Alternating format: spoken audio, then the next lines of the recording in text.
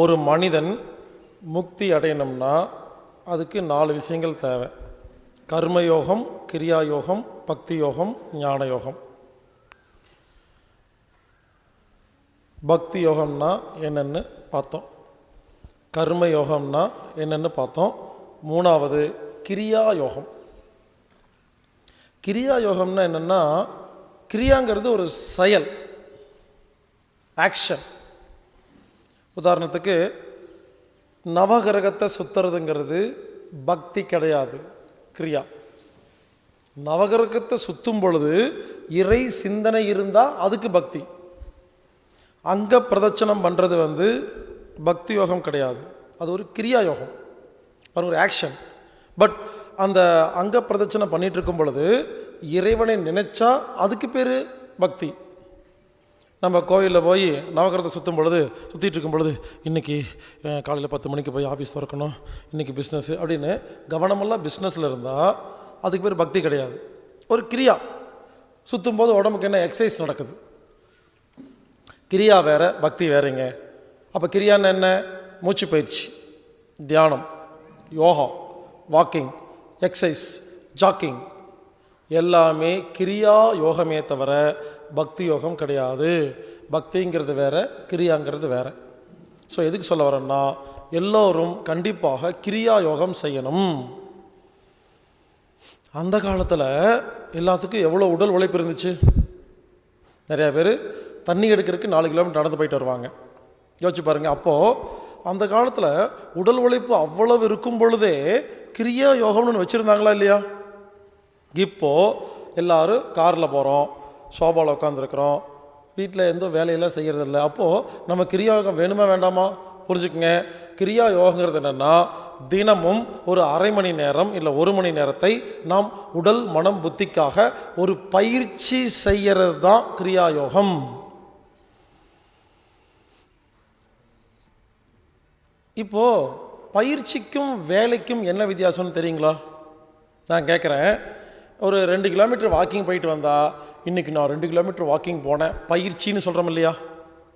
ஆனால் லேபர்லாம் 2 கிலோமீட்டர் வந்துட்டு இன்றைக்கி நான் ரொம்ப நேரம் வேலை செஞ்சேன்னா டயர்ட் ஆகிட்டேன்னு சொல்கிறாங்க. அப்போது வேலைக்கும் பயிற்சிக்கு என்ன வித்தியாசம்?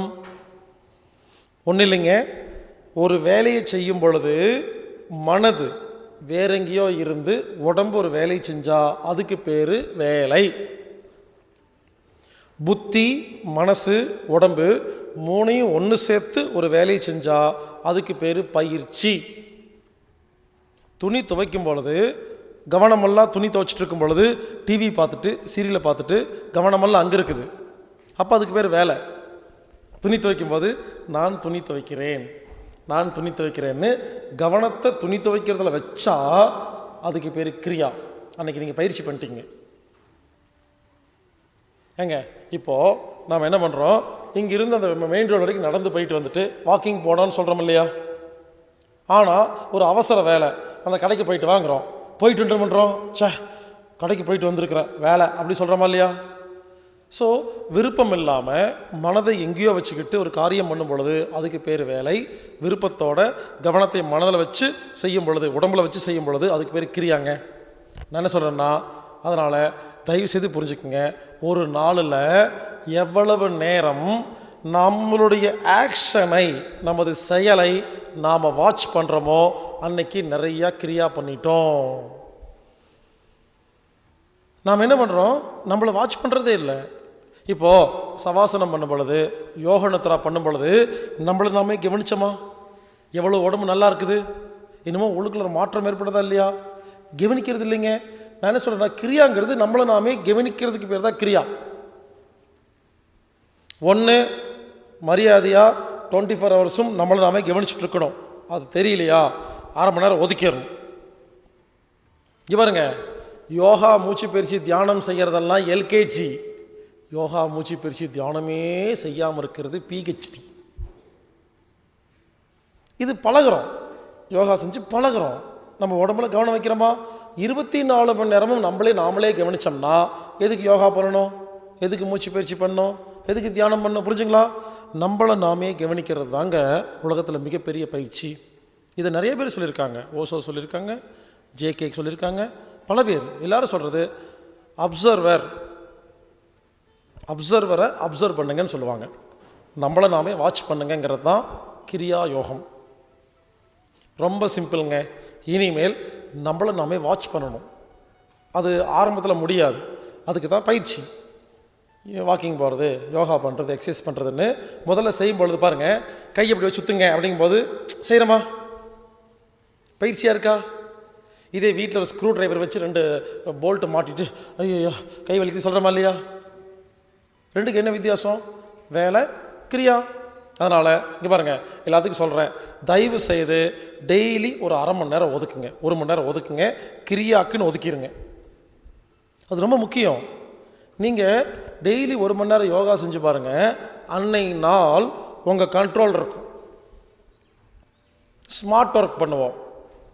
யோகா பண்ணாத அன்னைக்கு, பயிற்சி பண்ணாத அன்னைக்கு, நான் யோகாங்கிறது யோகாசனத்தை சொல்ல, பயிற்சி பண்ணாத அன்னைக்கு நாய் மாதிரி சுற்றுவோம், எதுவுமே உருப்படாது. பயிற்சி பண்ணுற அன்னைக்கு கொஞ்சமாக தான் வேலை செய்வோம், எல்லாமே உருப்படும். கூட்டி கழிச்சு பணம் கரெக்டாக தான் இருக்கும். ஸோ கிரியா யோகங்கிறது என்னென்னா, தினமும் எல்லாரும் வாக்கிங், யோகா, எக்ஸசைஸு எதையாவது ஒன்றுங்க, ஒரு பயிற்சி கண்டிப்பாக வச்சுக்கோங்க. ஏதோ ஒரு பயிற்சி உங்களுக்கு எந்த குருநாதர், எந்த பயிற்சி என்ன பிடிக்குதோ, அட்லீஸ்ட் வாக்கிங்காவது போங்க, ஜாக்கிங்காவது போங்க.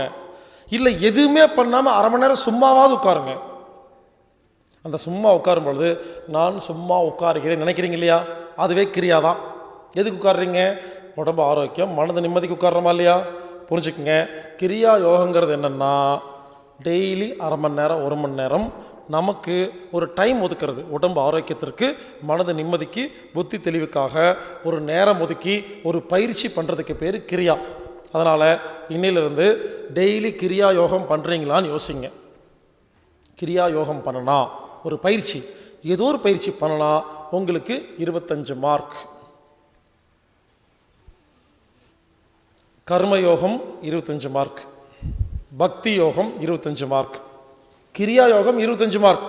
சில பேர் கேட்குறாங்க, இறைவனுக்கு 25 மார்க் தானா? ஹலோ, 100 மார்க்கு இறைவன் தான். நம்ம ஒரு விஷயத்தை புரிஞ்சுக்கிறதுக்காக, ஒரு டெக்னிக்கலாக புரிஞ்சுக்கிறதுக்காக, பேச்சுக்காக அது மாதிரி மாற்றி வச்சுருக்கிறோம், அவ்வளோதான்.